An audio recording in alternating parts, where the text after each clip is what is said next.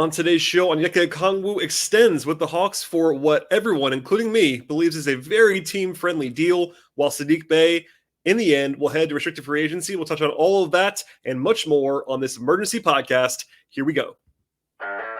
You are Locked On Hawks, your daily Atlanta Hawks podcast. Part of the Locked On Podcast Network. Your team every day.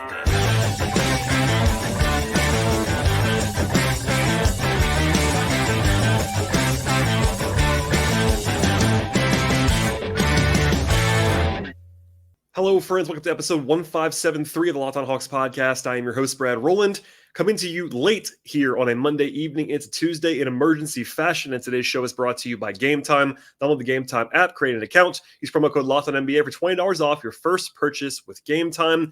And as always, I encourage you to make this podcast your first listen each and every day. If you are a new subscriber or new listener to the podcast, check us out. Subscribe anywhere you get your podcasts, places like Apple, Spotify. We're also on Overcast or Google Podcasts, and we are on YouTube on the video side. And today's show, as I mentioned, is an emergency podcast of sorts, a little bit shorter one than usual. It's very late here. I had a work event, which is, if you're watching on YouTube, that's why I'm still wearing a tie here after midnight Eastern time. But lots to get to as the Hawks have agreed to an extension with Onyeka Okongwu. We thought that was going to be potentially going to be happening, but also not anything close to guaranteed.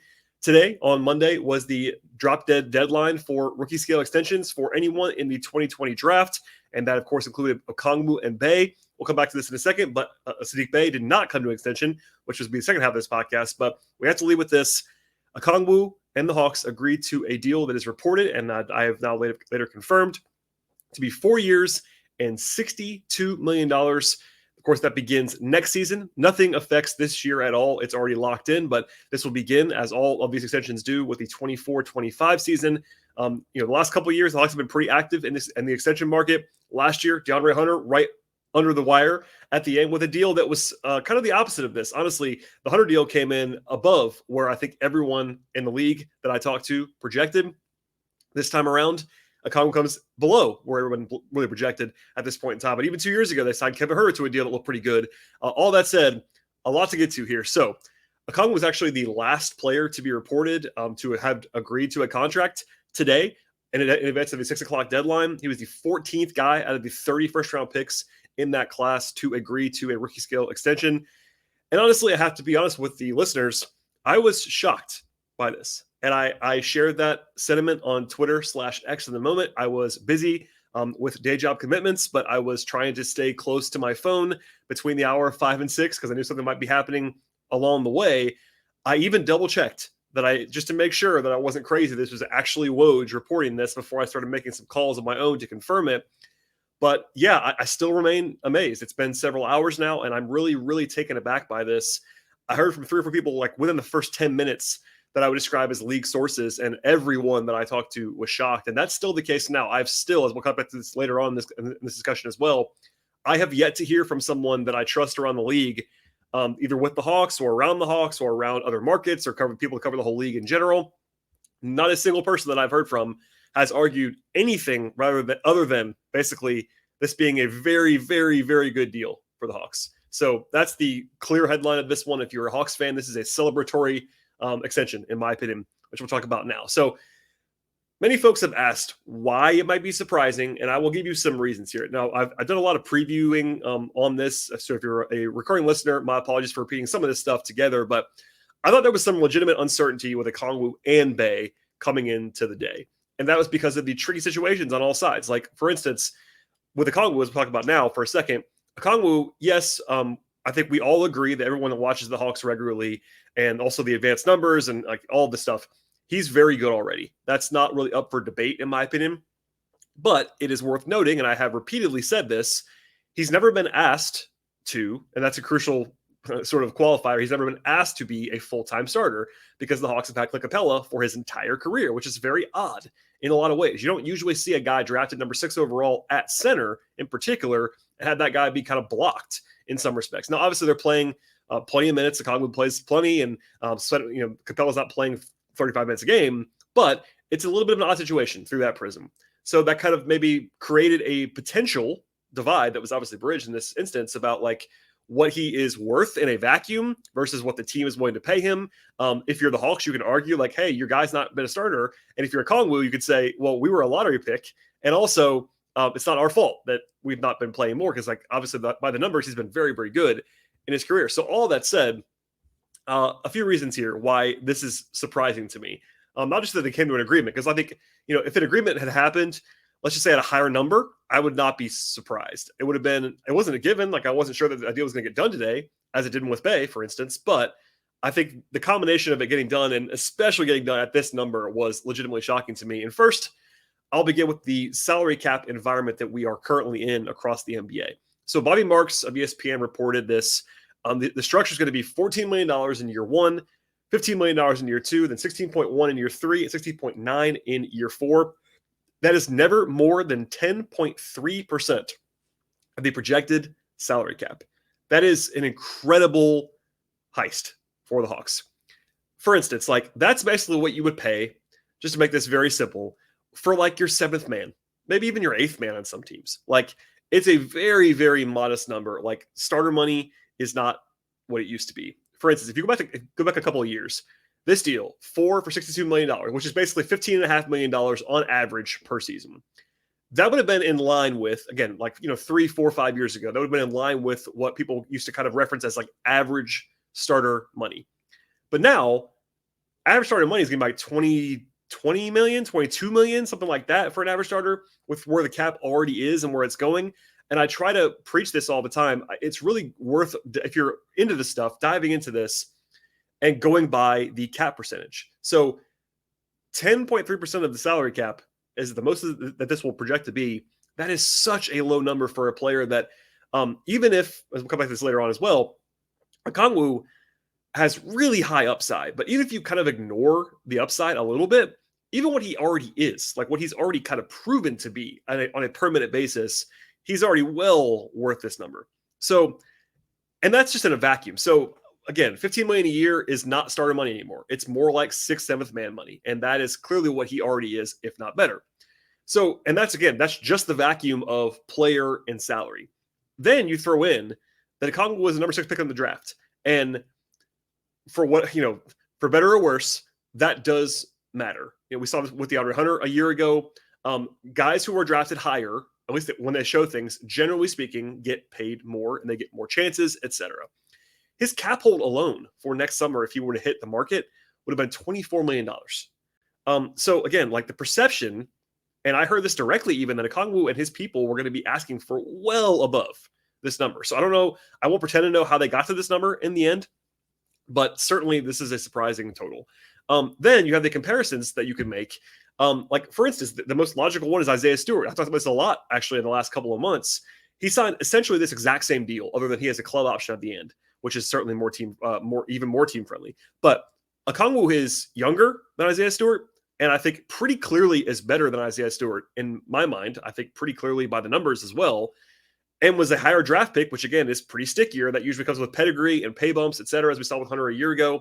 Okongwu is a much, much better defensive player. He's much, much more efficient than Stewart. And yeah, Stewart's played more minutes in his career, so he has more like per game counting stats, but per minute, it's not even close. Okongwu's been much better than Stewart. And still, they signed the same contract. That's surprising to me. In fact, a couple people that I talked to today, kind of unprompted by me, brought up Stewart. Like, why are they getting the same contract? I don't really know. Even like Jakob Poeltl a couple of months ago signed an extension for 4 for $80.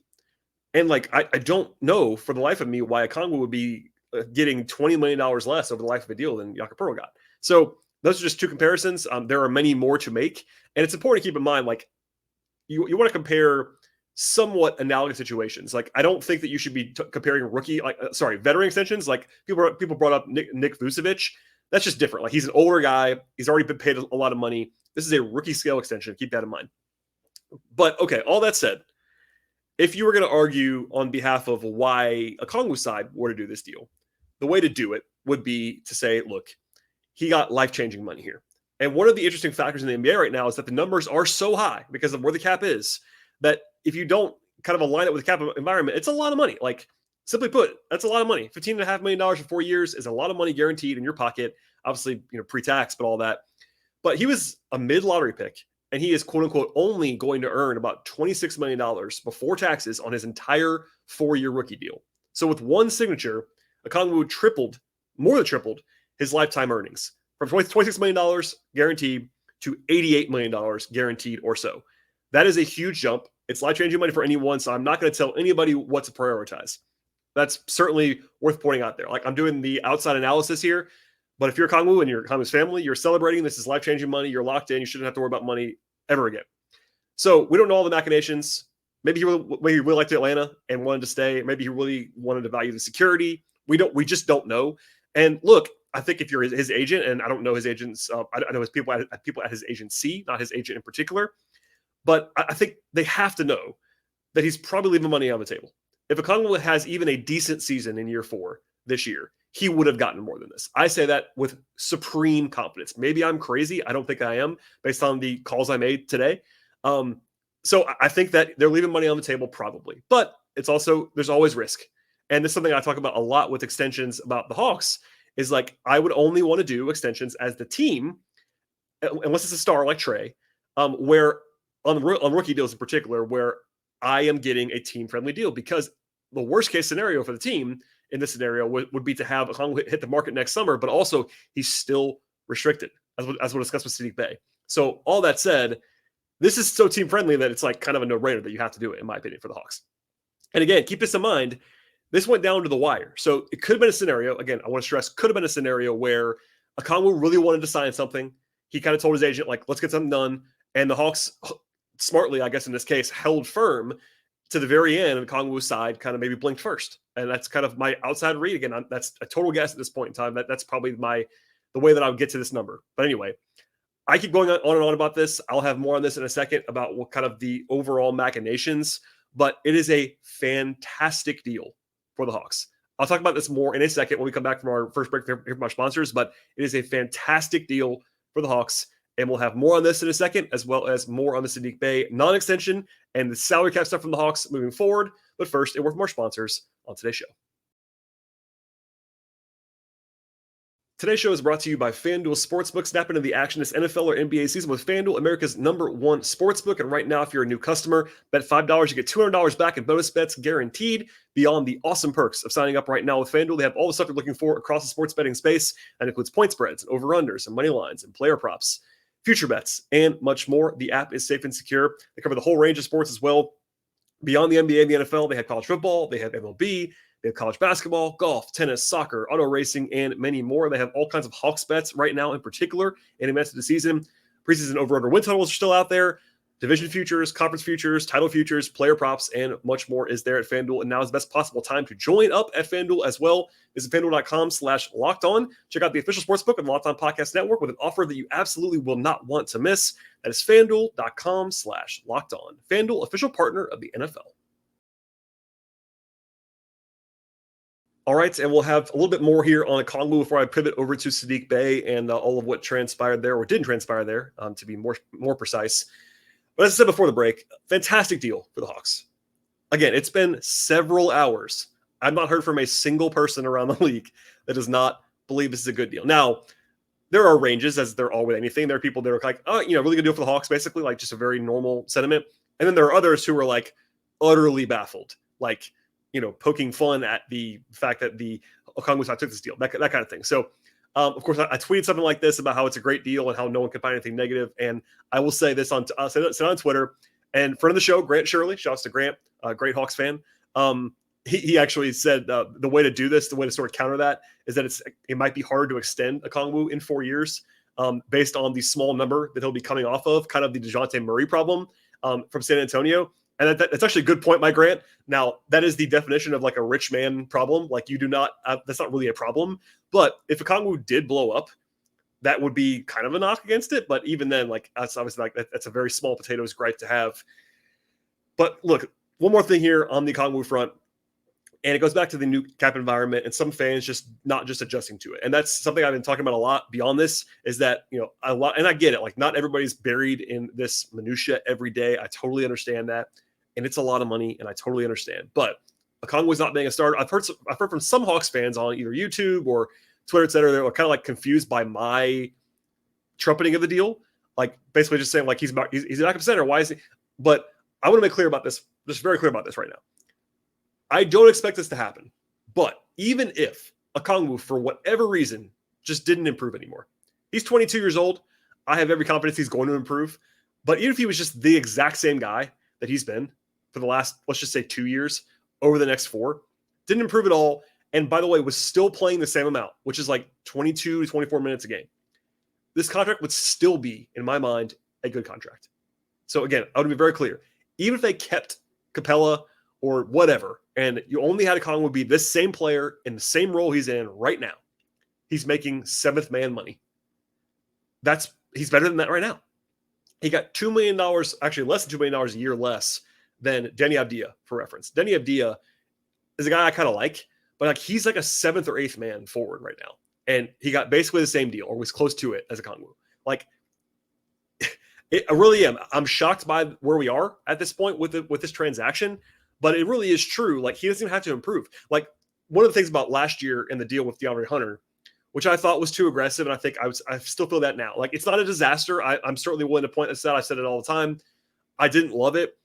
The Hawks could trade DeAndre Hunter right now if they wanted to. They wouldn't get a ton, but they could trade it. It's not a disastrous contract. But part of my issue with that deal was that when they gave it out, they needed DeAndre Hunter to improve. He had to get better to justify that contract, which he might do still. I mean, he's not like to past the point where he can't improve, but he kind of had to return value on that, $23 million-ish kind of per year on average contract, which, by the way, Okongwu on a per minute basis, you could argue he's been better than DeAndre Hunter to this point, and he signed for considerably less than DeAndre Hunter.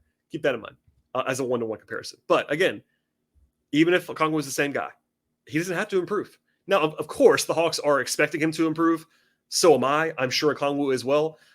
I still believe the most likely scenario a year from now, especially 2 years from now, is Okongwu being the starter on the Hawks and playing more like 30, 32 minutes a game versus 22 minutes a game. So all that said, like, I think it's going to be an absolute home run contract. But even if it doesn't go crazy, it's already good, which makes it even more attractive to me. And again, I'm shocked. I am. I have to raise my hand. I'm sometimes wrong on this podcast. I will always say that. But I really am. Like, if you told me yesterday Okongwu would agree to a deal for 4 for 62 with no player option, I would have fallen on the floor. And I basically did today. I was obviously out doing things for work, but I could not believe it. I had to take a triple take. And for listeners of the podcast regularly, you will know this is not often a posture I take. I don't usually come in on this podcast and say A++, basically. And that's where I am. Like, I don't really have anything negative to say on the Hawks, or even skeptical to say, or like even like measured to say.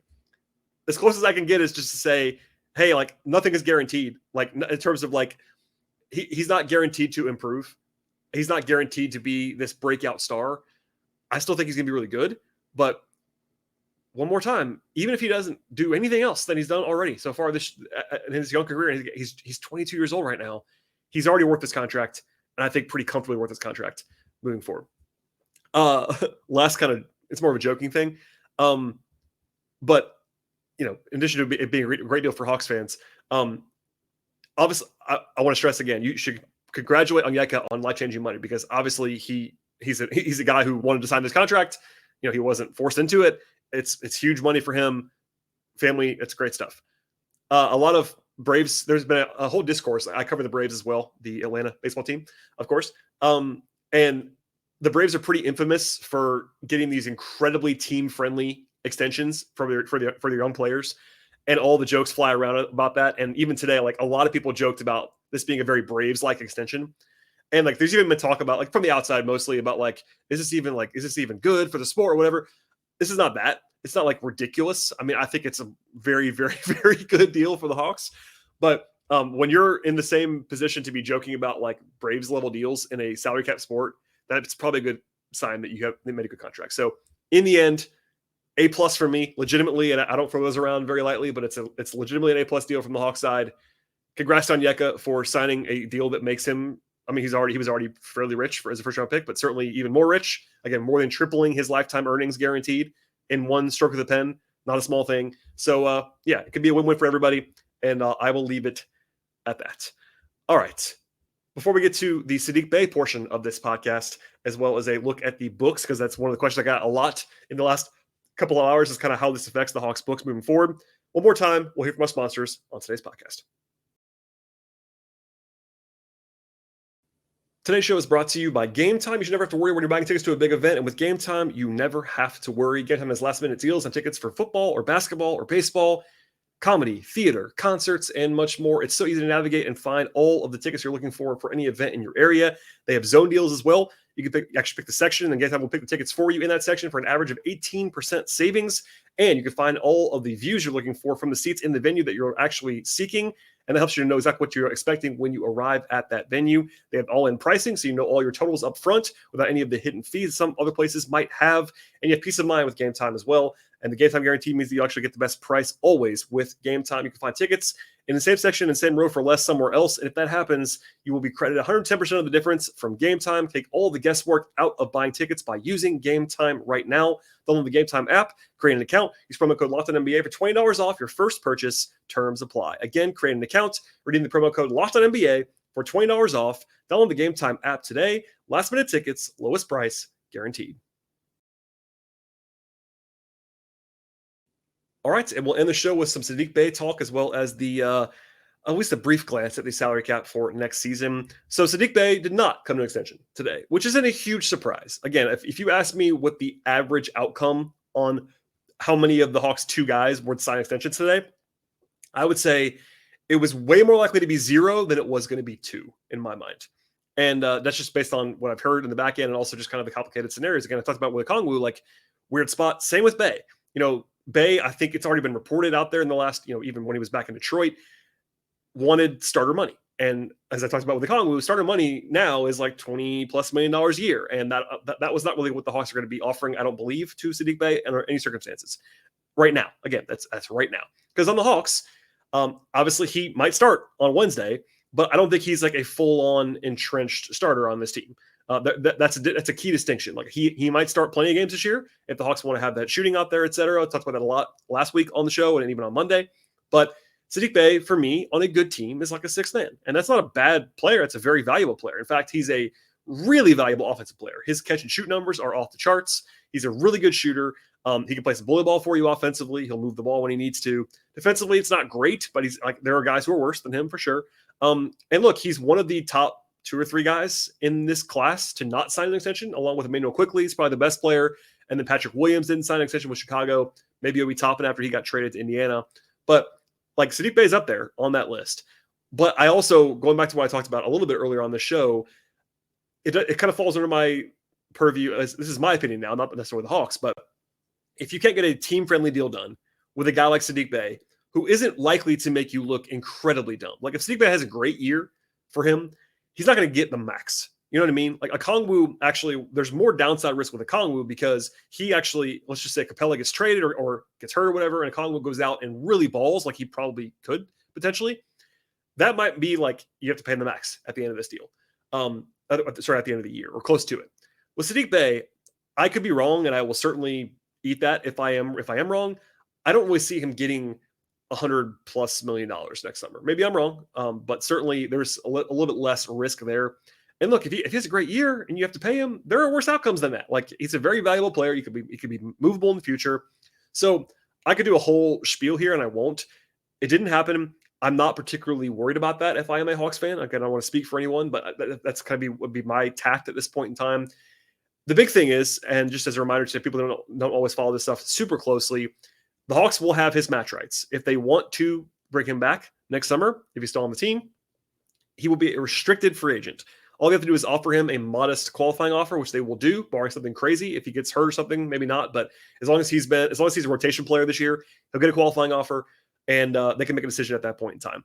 Doesn't mean you have to bring the guy back. We've seen guys get away from certain teams, etc. But they will have match rights, and if they want to keep him, they'll be able to keep him. So that's why this is obviously it's a story. I would have talked about this no matter what with Okongwu and Bey if either one of them didn't sign. But I think that Okongwu is clearly the bigger news today than Bey not signing an extension. And again, I would have been pretty surprised if they signed both guys to extensions. And part of the reason why, as we finish up this podcast, is because the Hawks have a lot of money committed in the future. So I did a deeper dive on this last week on the show because I got asked a mailbag question about kind of the Hawks books, salary cap sheet, etc. Now you add Okongwu certainty to that. And part of that discussion was that, like, look, all of their committed money didn't have anything for Okongwu or Bey. Now Okongwu is locked in. But just to paint the picture a little bit, just briefly, because I got a lot of questions about this, the Hawks have just under $158 million in guaranteed money for next season alone. And that is only with 10 guys on the roster. 6 guys, Trae Young, DeJounte Murray, Clint Capella, DeAndre Hunter, Bogdan Bogdanovic, and Onyeka Okongwu account for $143 million next year. That's one season, 6 guys. Then you throw in 14.6 or so for Jalen Johnson, AJ Griffin, Kobe Buffkin, and Mohamed Gay on the smaller guaranteed deals that they have. So projections can often change, and they often do change. But right now, the tax line is projected to be like $172-ish million. That's a pretty modest projection based on the regional sports network uncertainty and all that stuff. But the Hawks are way over the cap already. Again, cap and tax, different things, but they are way over the cap. They are already $16 million over the cap with 10 guys. Keep that in mind.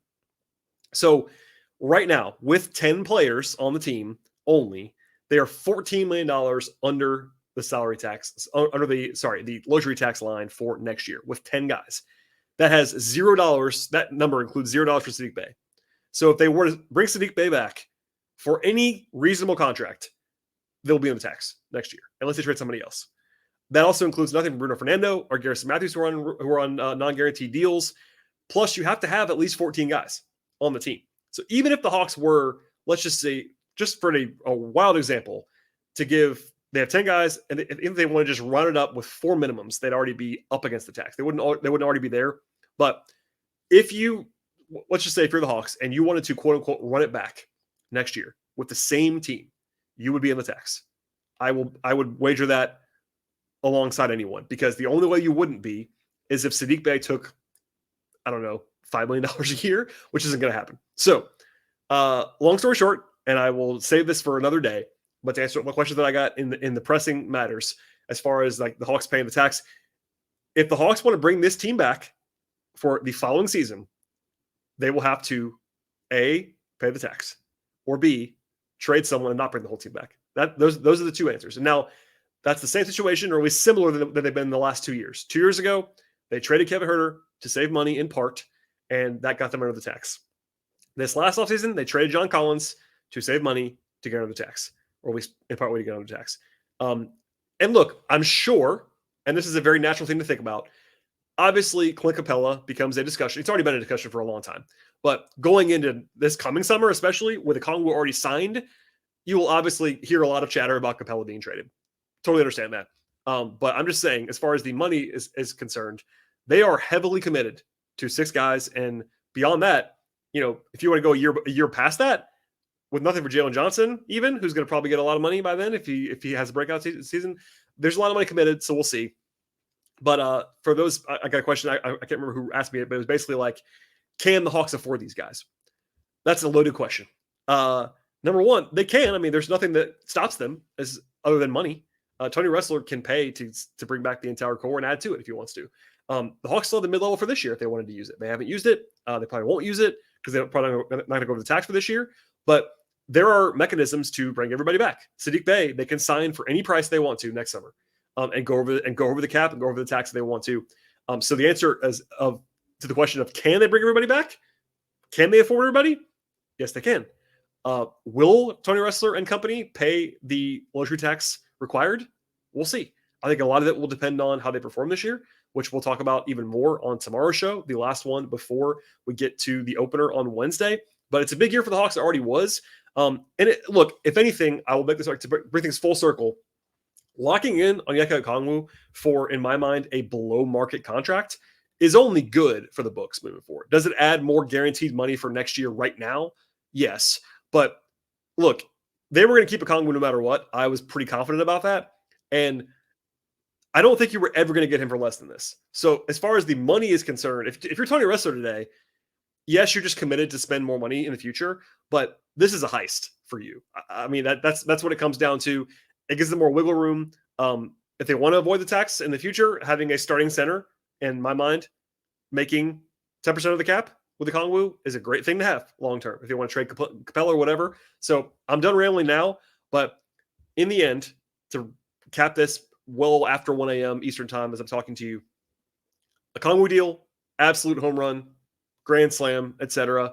Saddiq Bey not finding an extension, I wouldn't panic if I was a Hawks fan about that. If he plays well, they can keep it if they want to next summer. And yeah, the future money is the future money, and that's a future problem for Tony Ressler, and we'll see what they do. And hopefully, I don't want to speak for Hawks fans, but if I was a Hawks fan, I would hope that they're not going to sell off a piece again for the first straight year just for money reasons, like they did with Herter and Collins. But that's a problem and a discussion for later on for the most part. So as far as this year's team is concerned, nothing changes. But for me, Monday, the 23rd, great day for the Hawks. The Okongwu deal in itself locks in a positive day there, and I'll leave it there for now. All right. Please subscribe to the podcast. Anywhere you get your podcasts, please check us out. Apple, Spotify, Google Podcasts, Overcast. We're also on YouTube on the video side. I'll have hopefully one more podcast between now and Wednesday. I'm going to head to Charlotte on Wednesday for the opener. I don't always go to road games, but certainly this is one that's more navigable because it's close to Atlanta, semi. So I'll be at that game, then I'll talk about that. And then also on Friday, I'll be at Hawks Knicks for the home opener in Atlanta as well. So stay tuned. We are going to be here wall-to-wall coverage throughout the entire season. Please tell a friend about the show if they've not already found us. Subscribe to the podcast. Follow us on Twitter at LockedOnHawks or at BT Rowland if you enjoy that kind of thing. And we'll see you all next time.